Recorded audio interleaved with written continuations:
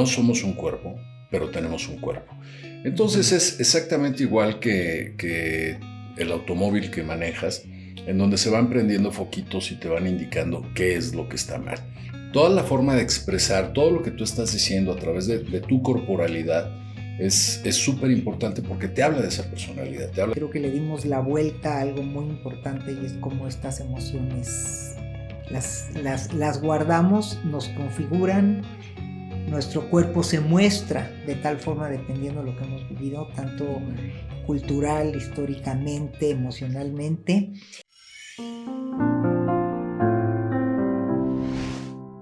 Bienvenidos a un capítulo más de Resignificando Ando. Y hoy me siento muy halagada, honrada, contenta e incluso emocionada de estar aquí con Alfredo. Quiero que él se presente. Es un terapeuta psicoespiritual. ¿Sí estoy bien? Ok. Sí. Porque a mí los títulos no me encantan y me gusta que cada quien se presente como le gustaría decir quién es. Entonces, bienvenido a su espacio, Alfredo. Y para todos los que no te conocen, me gustaría que te presentaras diciendo qué haces, obvio, tu nombre y dónde te puede encontrar la gente que después de escuchar el capítulo esté interesada en buscarte. Bueno, pues antes que nada, muchísimas gracias, Julie. Siempre es un enorme placer no solo charlar contigo, sino además un honor estar aquí en tu programa, en tu podcast. Y pues bueno, como me gusta que me llamen Alfredo. Prefiero muchas veces decir doctor y Alfredo. Lo que yo hago, digamos, toda mi vida ha sido tratar de desenredar esta madeja que para mí me heredaron mis papás de temas de filosofía y de religión y de psicología y de la vida diaria y todo. Entonces he sido, creo yo, que un buscador de verdades, o cuando menos de partes de verdades. Y pues he desarrollado esta técnica que no es inventar el hilo negro, sino, digamos, utilizar diferentes herramientas muy válidas dentro de la psicología, como la psicoterapia gestal, bioenergética, análisis transaccional, hipnoterapia, una técnica que he desarrollado que se llama puntos de presión para liberación emocional, que es liberar a través de diferentes puntos en el cuerpo memorias emocionales que nos están afectando, y mezclado también con técnicas de medicina alternativa como son el quantum healing, el reiki, aromaterapia, flores de Bach, bueno, todo otras. Diría yo, todo un estuche muy completo de herramientas, de recursos, como para liberar y detectar, porque bueno, yo les puedo decir que como yo ya tuve la experiencia de ir a una terapia muy, muy intensa, sanadora, reparadora e interesante, liberar y conectar, ¿no? Cosas que ya sabes, aunque ya las sepas, conectarlas con el cuerpo. Sí, claro, porque la idea es más que centrarse en el síntoma, que es lo que hacen la mayoría de las técnicas tradicionales, incluso de medicina alternativa, se centran en el síntoma, en tratar de reparar el síntoma sin fijarse cuál es el origen. Bueno, entonces esto me parece muy importante y justo de eso vamos a hablar en este capítulo. ¿Dónde te pueden encontrar si quieren conectarte, contactarte después de escucharnos? Mira, mi página es www.expand, es xpand.org.mx. Esta es mi página. También como Expand by Alfredo García Suárez, estoy en YouTube, y en Instagram me pueden buscar como Alfredo García Suárez o como Expand también. Bueno, pues estamos listos. De todas maneras, van a aparecer sus redes, las van a tener siempre a la mano. Y bueno, pues empezamos. Bienvenidos. Porque la vida nunca se pone en pausa para resolver, sino que resolvemos mientras vivimos. Y como lo que nos pasa no es lo que nos define, sino lo que hacemos con lo que nos pasa, siempre tenemos la posibilidad de resignificarnos. Soy Shulamit Graber, psicoterapeuta, y acompáñame en este espacio Resignificando Ando.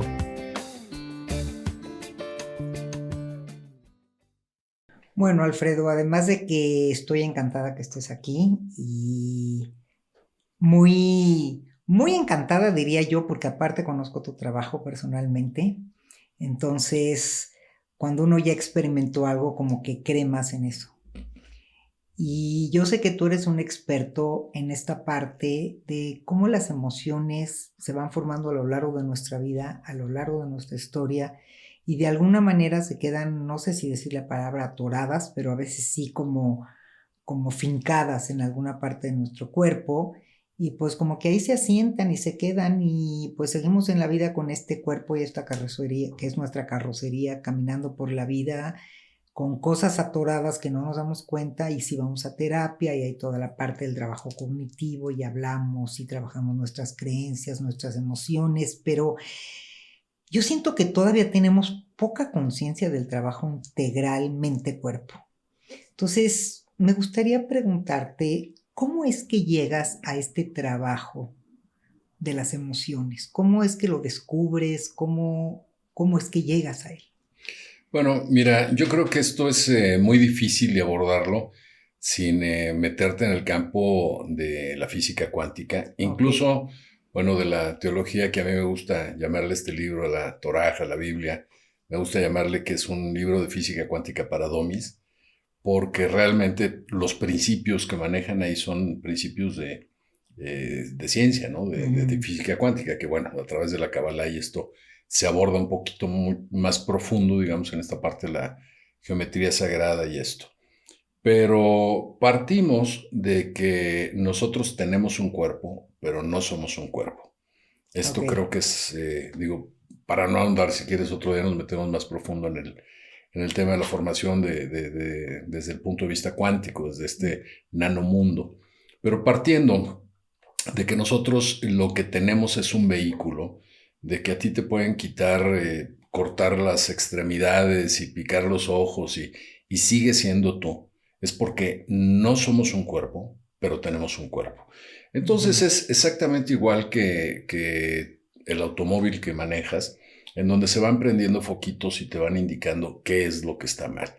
Entonces, desde esta parte en donde, digamos, usando un principio cartesiano, este hombre, René Descartes, que decía luego, entonces primero pienso y luego existo, que aunque él lo hablaba esto hace 400 años, pues bueno, es muy cuántico, ¿no? Entonces, primero somos un pensamiento y este pensamiento le da existencia a algo.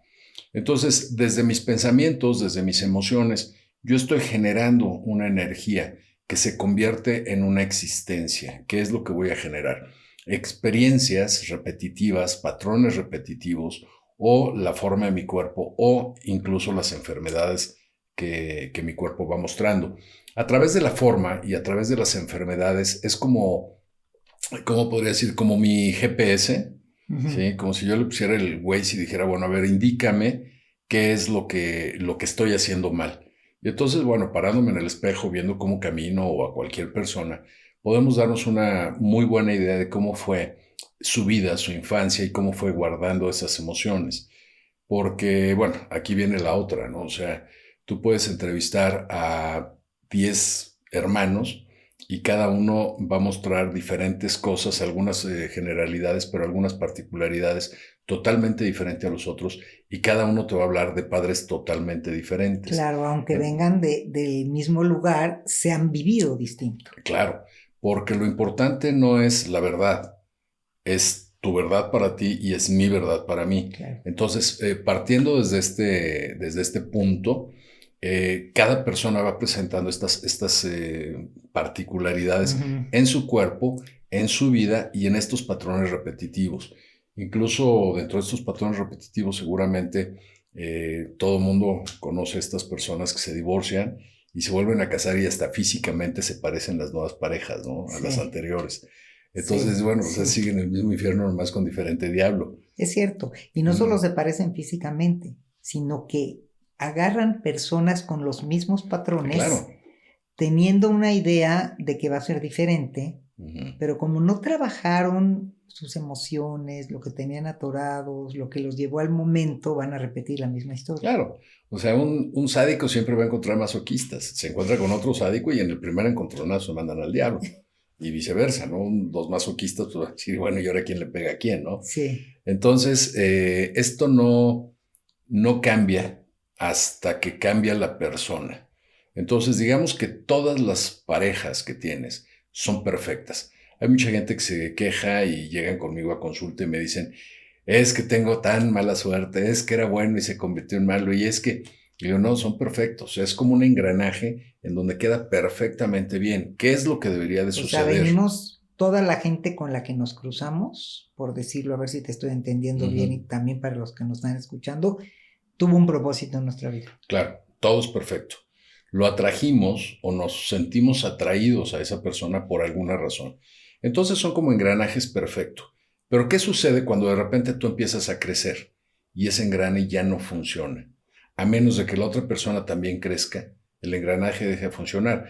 Lo ideal sería conocernos en una etapa temprana de nuestra vida, a lo mejor con mucha inmadurez o falta de conocimiento, e ir en esta manera ambos, ¿sí? Ir creciendo. Lo que pasa en la realidad es que uno de los dos crece y el otro se va atorando, o uno va más lento, digamos que... o sea, como yo digo, crecen disparejo. Exacto. Y los que somos de un poquito más de lento aprendizaje, digamos, somos los hombres, ¿no?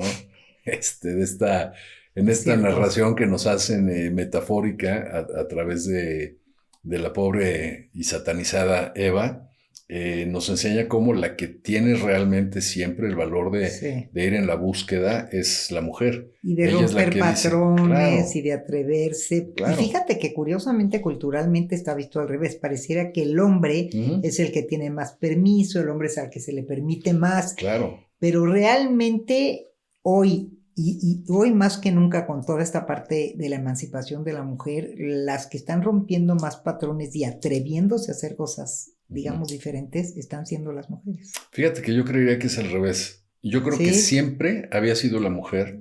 Digo, a mí me tocó dar muchos seminarios, cursos, talleres, en donde 100% de los asistentes eran mujeres.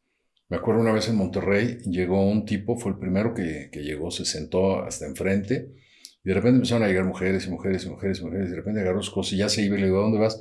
Me dice que creo que me equivoqué de curso, creo que este es curso para mujeres. Le digo, no, al contrario, lo que bueno, le digo, que seas uno en tantos.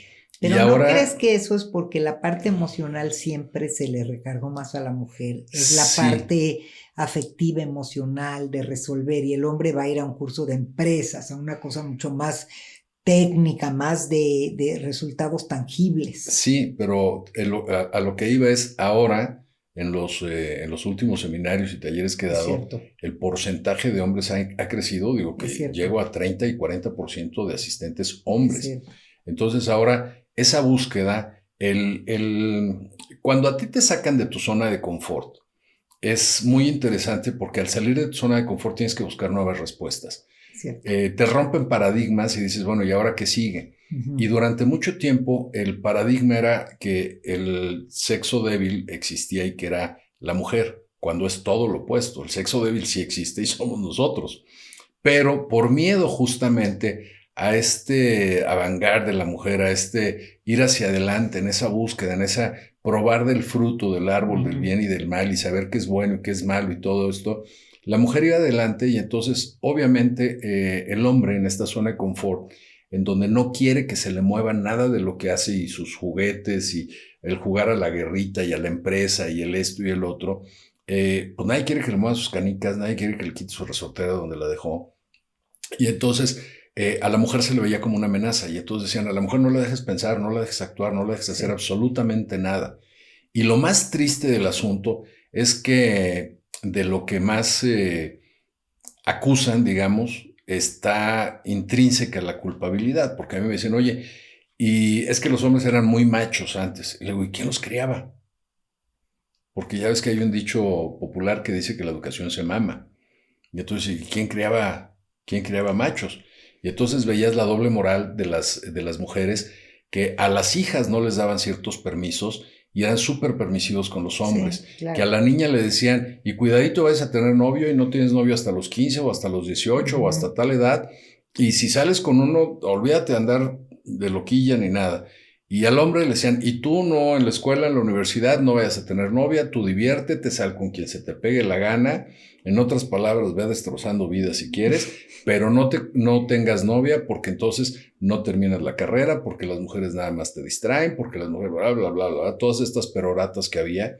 Y decías, a ver, oye, tu hija también es mujer. Claro. Y también puede salir con un universitario, entonces le estás diciendo que está bien que la tome nada más por un rato, o de qué se trata. Entonces, toda esa falsa moral, doble moral que existía, era promovida básicamente por las mamás.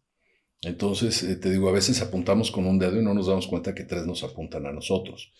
Y todo eso se iba marcando en los patrones cuerpo. Y en el cuerpo, en la forma de caminar, o sea, en la forma de moverte. Que no solamente nuestro cuerpo y nuestras emociones tienen que ver con la parte familiar, del tipo de padres que tenemos, sino la cultura en la que estamos inmersos. Sí, porque seguramente esto que estás diciendo es muy cierto, pero habían otras culturas que siempre estuvieron más avanzadas, que siempre fueron más de vanguardia, que siempre tuvieron temas más...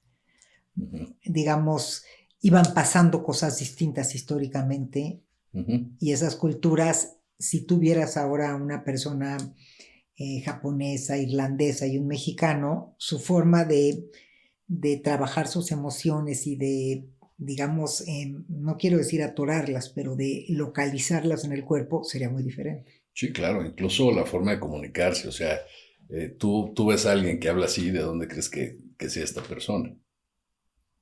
¿De dónde? Digamos, un italiano, ¿no? Que son súper expresivos y el manejo de sus emociones y cómo son intensos y todo. Y en cambio veías, por ejemplo, hacía mucha gracia desde que yo era chico, que veía en el Club Asturiano y los españoles que venían pues refugiados de la Guerra Civil Española y todo esto, y cómo su forma de comunicarse era como que con los brazos. Era muy chistoso porque como que no expresaban como que no movían los brazos hacia adelante, era como, y eran expresivos y manejaban las manos todo, pero como muy pegados al cuerpo. Entonces, por ejemplo, a los políticos, cuando les enseñan todo este lenguaje corporal para poder envolver a la gente, no sé si te acuerdas de este presidente que tuvimos, de Carlos Salinas. Cuando él empezó, él básicamente se agarraba del atril y hablaba y era muy enfático y todo, pero no movía. Y lo fueron educando y después empezó a bajar el tono de hacerlo más pausado y empezó a abrir los brazos y de repente empezó a abrir los brazos y luego abría y hacía así. Entonces son movimientos envolventes en donde metía a la gente. Entonces toda la forma de expresar todo lo que tú estás diciendo a través de tu corporalidad es súper importante porque te habla de esa personalidad, te habla de esas personas. Entonces, ahorita que pones este ejemplo, podríamos decir que nosotros cambiamos nuestra forma de expresarnos conforme trabajamos nuestras emociones. Claro, de hecho, Alexander Lowen, que era discípulo de Wilhelm Reich, que a su vez era discípulo de Freud, le pone nombre a esto y le llama bioenergética.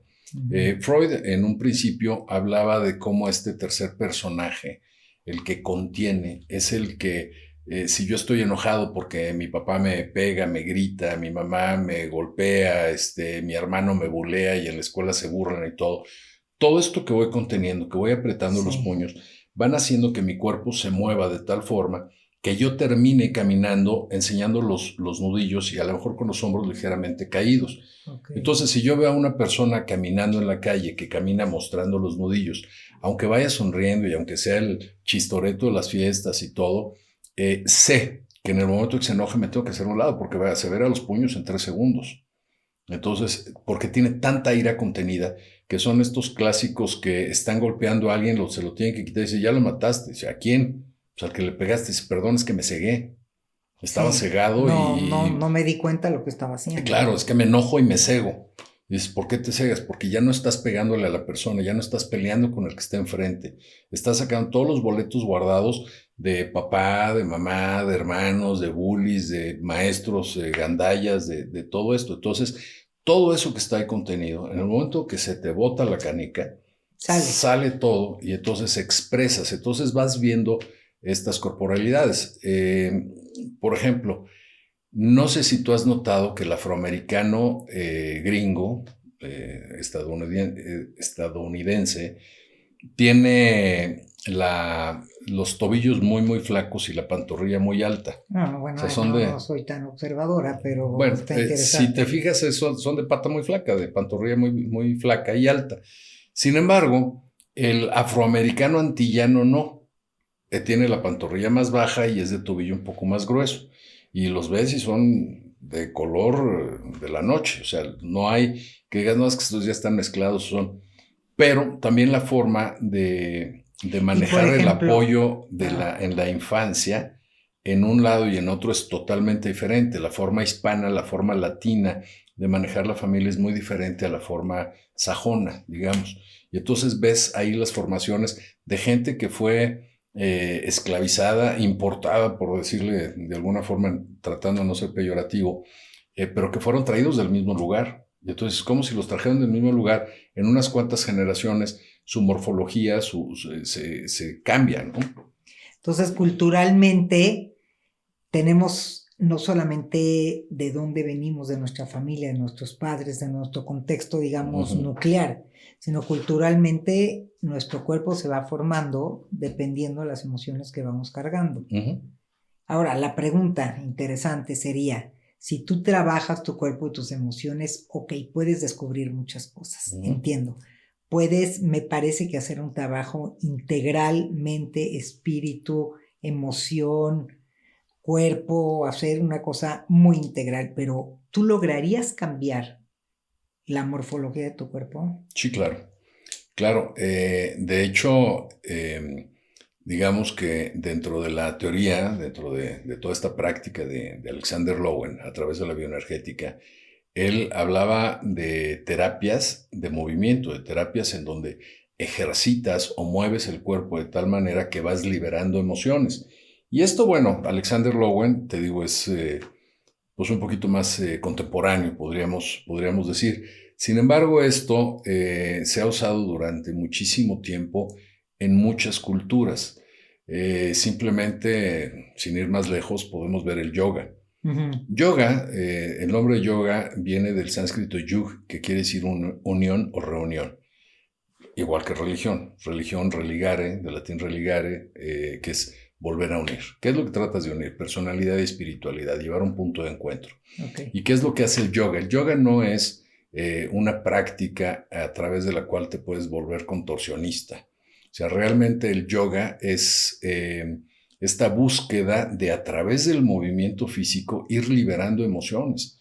Entonces, un buen maestro de yoga puede ver en una clase que esté dando a sus alumnos, puede ver cómo de pronto alguien se pone a reír incontrolablemente o se pone a llorar o puede sacar enojo, puede sacar muchas cosas por el movimiento que están haciendo, pero también es a través del Tai Chi Chuan y a través del Qigong y a través de muchos de estos que a lo mejor se pierde en el nombre o en la difusión de estas técnicas, se pierde realmente el sentido del origen, del por qué se hacía, pero esto ha sido una práctica milenaria, ¿no? El sacar las emociones a través del cuerpo. Y digamos, gente como yo que he tratado de hacer yoga y yo sé que es sanísimo y no me hagan mucho caso los que nos están viendo o escuchando en este momento, a mí la yoga no me ha gustado o no he encontrado el lugar adecuado, pero no importa, yo creo que uno tiene que ser franco con uno mismo y saber que hay cosas que no, ¿no? Yo veía que mi mamá hacía tai chi toda la vida y la veía yo sus movimientos, pero en la vida me llamó la atención. Entonces, yo creo que no has encontrado la adecuada. ¿Sí? Sí, porque es como las instituciones estas que tienden a llamarse religiones, que como te decía, religión es personal, no puedes decir que son religiones, es tu religión a través de profesar cierta fe. Y tú te vas acomodando en la que quieras. Entonces tú dices, ¿en cuál me siento más cómodo? ¿Cuál se adapta más a mi forma de ser? Entonces deberías de escoger una de esta manera, no por que te enseñaron o por raza o por lo que sea, sino realmente por sentirte a través de cuál vas a alcanzar ese reencuentro, esa espiritualidad, digamos. Lo mismo sucede con el yoga. O sea, tú puedes decir, bueno, voy a hacerlo a través del hatha o del prana o del kundalini o del ashtanga o del que tú quieras. Y tú dices, bueno, es que ese no me gusta. Y te dicen, oye, pero hay uno que puedes hacer en pareja, que puedes mover la energía en pareja. Y dices, ¿cuál? El tantra. Ah, bueno, pues ese está más divertido porque además tienes una motivación, digamos, ¿no? Y entonces, a través del tantra, todos estos libros, por ejemplo, tan conocido uno de ellos, ¿no? Que dicen que hay 2 libros buenos para la humanidad. Uno es la Biblia, la Torá, y otro es el Kama Sutra. Uno te enseña, te dice que hay que amar al prójimo y el otro te dice cómo, ¿no? Pero bueno, fuera de la broma, realmente lo que estamos viendo a través del Tantra es este movimiento de elevación y liberación espiritual a través de la pareja o con la pareja. Entonces, este libro, el Kama Sutra, que mucha gente considera que es un libro de posiciones, no es un libro de posiciones sexuales, es un libro en donde te enseña a mover las energías con una pareja para el placer y poder también, liberar. ¿no? Claro, también hay una parte física que siempre es importante. Lo mismo a través de cualquiera de las otras técnicas de yoga. Hay digamos, un placer físico, porque el hecho de que puedas tener mucho más flexibilidad, mucho más salud, que duermas mejor o que hagas muchas actividades de una mejor manera, siempre es gratificante. Pero la realidad es que si lo haces bien, te digo, es esa parte emocional lo que estás liberando. Entonces estás liberando esta parte emocional. Pero si nos vamos una vez más a lo que al comienzo de nuestra charla, que me parece que ha sido muy interesante lo que hemos abordado sobre la energía en el cuerpo, me gustaría preguntarte si tú tienes emociones particularmente atoradas o momentos de tu vida que dices, ya los trabajé, ya los hablé, ya lo perdoné, ya lo solté. ¿Tú dirías que si no lo has trabajado en el cuerpo, esto no es cierto? Así es. Hay una analogía que me encanta platicar con mis pacientes cuando hablamos justamente de este tema. Y les digo que se imaginen que tienen un huerto en su casa. Y tienen su huerto precioso, es un huerto orgánico y lo tienen muy bien cuidadito. Y de pronto se dan cuenta que un conejo les está comiendo la hortaliza. Y entonces, bueno, pues dicen, le voy a poner una cerca, una rejita, para que el conejo no pueda entrar. Al día siguiente llegan a arreglar su hortaliza y se dan cuenta que sigue comiéndole en la hortaliza un conejo. Entonces, bueno, pues seguramente se está pasando por abajo. Y entonces llegan, hacen un hoyo, meten la cerca hacia abajo, calculando que no pueda ya pasar ni el conejo, ni el topo, ni ningún animal. Llegan al día siguiente y se encuentran que la hortaliza sigue siendo comida. ¿Qué es lo que sucede ahí? Le encerraron al ratón, o al topo o al conejo adentro. Entonces, lo mismo sucede con nuestra mente. Yo puedo cerrarme y decir, a partir de hoy soy zen y estoy en el OM todo el día y no pasa nada y hoy ya nadie me ofende y hago ejercicio y perdono y libero y soy y suelto, ¿no? Y no sabes cómo he cambiado a partir de hoy. Pero lo que tenía yo enterrado, pero lo que se quedó guardado, lo que tiene mi niño interior ahí, eso que sucedió. Entonces es lo mismo que cocinar y cuando todo lo que se cayó, los excedentes, la basurita que se cayó, volteas, agarras la escoba, levantas el tapete, lo barres y tapas. ¿Qué es lo que sucede? Que a los pocos días empieza a apestar, empiezan a salir hormigas o cucarachas o algo y dices, bueno, pues si no se ve nada, ¿de dónde vienen? Cuando empiezas a levantar tapetes o te metes abajo de los muebles, te das cuenta que hay basura que está apestando y está produciendo este tipo de cosas. En el cuerpo sería exactamente lo mismo. Yo puedo decir que yo ya liberé todo, pero mi cuerpo sigue presentando gripes, dolores de espalda, dolores de rodilla, situaciones recurrentes incluso de vida. Sigo teniendo jefes abusivos, sigo relacionándome con parejas violentas. O con amigos. O con amigos. Como yo le diría, con relaciones tóxicas. Así es. Entonces ahí es donde te das cuenta que realmente hay algo ahí atorado. Entonces, llegan pacientes y cuando digo, mira, el problema está aquí, aquí, aquí, porque les mando primero un cuestionario, me llenan el cuestionario, ahí empieza la terapia, porque ellos empiezan a recordar ciertos eventos, a darse cuenta que existen ciertos patrones repetitivos. Cuando yo lo recibo, lo estudio, y para cuando el paciente llega a terapia, yo ya más o menos me doy una idea de por dónde van las cosas. Y a veces llego y le digo, mira, tu problema está en la infancia, tu papá alcohólico. Y la gente dice, sí, eso ya lo sabía, ¿no? O sea, eso ya me podía darme una idea. Y le digo, sí, nada más que no es saberlo, no es entenderlo y decir, ya lo perdoné. Es decir, ¿por qué mi cuerpo sigue mostrando este tipo de patrones? Ahí está el trabajo integral. Justamente este punto que me parece crucial es donde se une la parte como terapéutica, que tú trabajas desde la cognición, desde la emoción, desde la narración de los sucesos y la importancia que han tenido o relevancia que han tenido en la vida de tu paciente. Pero tú dices, sí, eso sí, pero ¿qué pasó con ese niño que lo sufrió y lo vivió, que ya perdonó y habló con el papá, ya soltó? Pero falta entender dónde está en el cuerpo, qué le ha pasado al cuerpo con eso. Sí, hay gente que te dice, es que yo ya perdoné a mi papá y ahora me llevo extraordinariamente bien con él. Con mi mamá, no sabes, ahora vive en mi casa y la cuido y todo. Sí, pero entonces, ¿qué es lo que está ahí? El adulto, volvemos a lo mismo del conejo. El adulto ya está sano, pero el niño es el que sigue saboteando y el niño es el que sigue ahí. Vamos más allá, incluso de esta cognición, como bien dices tú. ¿Qué sucede cuando no sabes qué es lo que sucedió? ¿Qué sucede cuando no sabes que estuviste a punto de ser abortado? Que tu papá bromeaba con el médico y le decía, si no es niño, no te pago, me lo regresas, no lo quiero, me lo cambias por otro niño ahí en el cunero.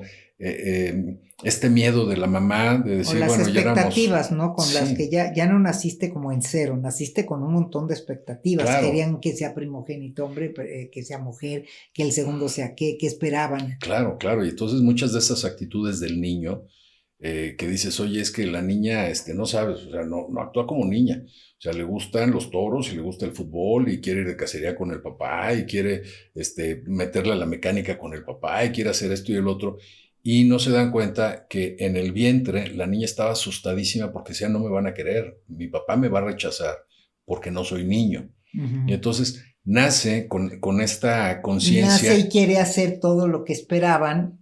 Todo lo que esperaban. Lo que ella cree. Lo que ella cree que esperaban. Exacto. Porque no sabe la verdad. Claro, porque a lo mejor en el momento que nace, el papá se enamora de la niña y el papá dice, ojalá que las demás que tenga también sean niñas porque las niñas son encantadoras y está muy pegada a mí y bla, bla, bla. Pero antes de tenerla, ese pensamiento es el que dañó a esta niña.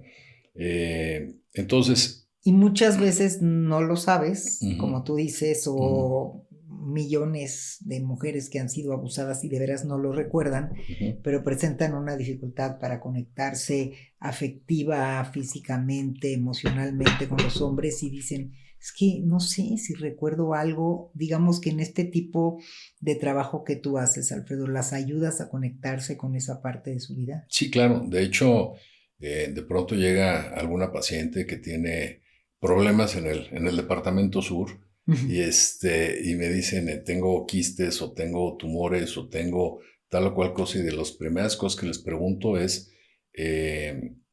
¿tuviste una violación? ¿Tuviste un abuso? Y muchas veces me dicen no. Y a la hora de entrar profundo, de llevarlas a través de esta técnica tan maravillosa que es la hipnosis, de llevarlas al origen del problema, a ver de dónde viene este tumor, de repente me dicen, tengo 6 años y me está violando el chofer, me está violando mi papá, me está violando mi hermano. Y es tan doloroso que alguien que se supone que te tiene que proteger esté abusando de ti, que la mente en ese momento se va de viaje y deja el cuerpo ahí. Y entonces borras ese evento.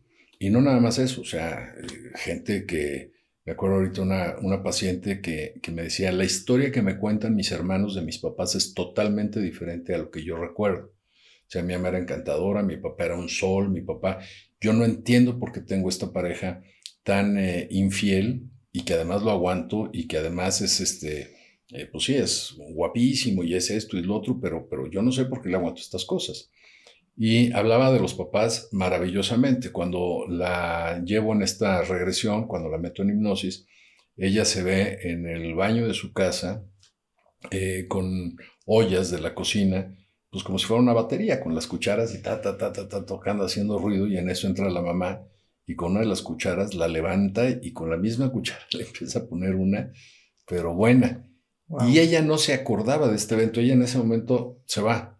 Entonces, digamos que a la hora de que tú lo trabajas es como si abrieras esta La caja de válvula de Pandora. escape, sí, Ujú, sí, y entonces dejas sacar todo este dolor ujú.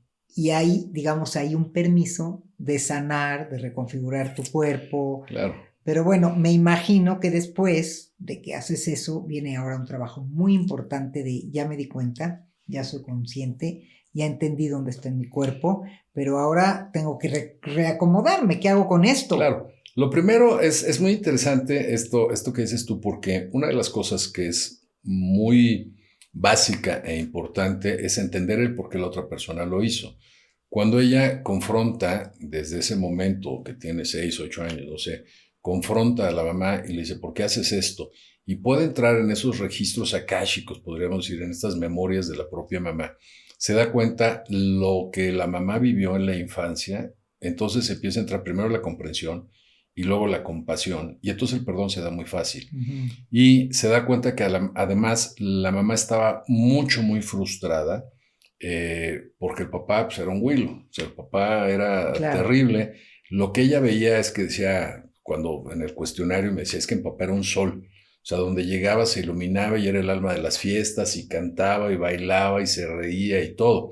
Cuando entra y le pregunta a la mamá por qué está tan enojada con el papá y por qué está tan frustrada en su día a día, le dice, tu papá es un desobligado, tu papá es un coqueto, tu papá es súper infiel, tu papá sí, muy guapo y muy simpático y todo, pero, o sea, ya no aguanto, ¿no? Este tipo Ahora, de cosas. cuando te escucho, digo, muchas veces sí lo saben, o más bien lo intuían, pero claro que nos va a costar trabajo entrar en un modo crítica papá, odio papá, entonces Ujú. preferimos nosotros también racionalizar.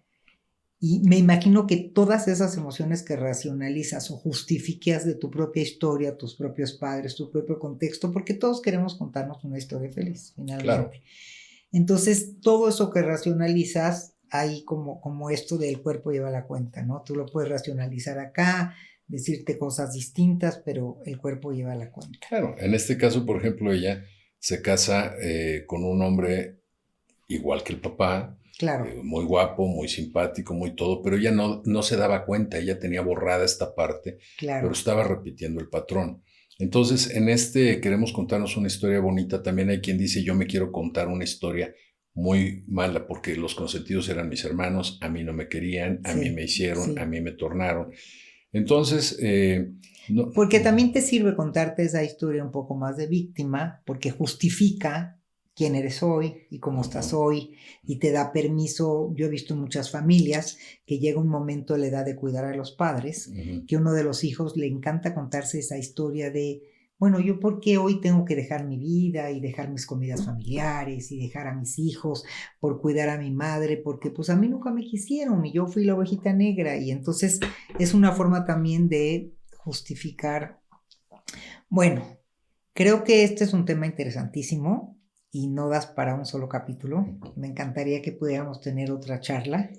Me gustaría, creo que hemos hablado de muchos temas de muy profundos. Creo que le dimos la vuelta a algo muy importante, y es cómo estas emociones las guardamos, nos configuran, nuestro cuerpo se muestra de tal forma dependiendo de lo que hemos vivido, tanto uh-huh. cultural, históricamente, emocionalmente. ¿Cómo podríamos cerrar este capítulo, Alfredo? ¿Qué mensaje te gustaría con tu experiencia dejar como para cerrar? Bueno, creo que lo primero sería pensar que todo es perfecto.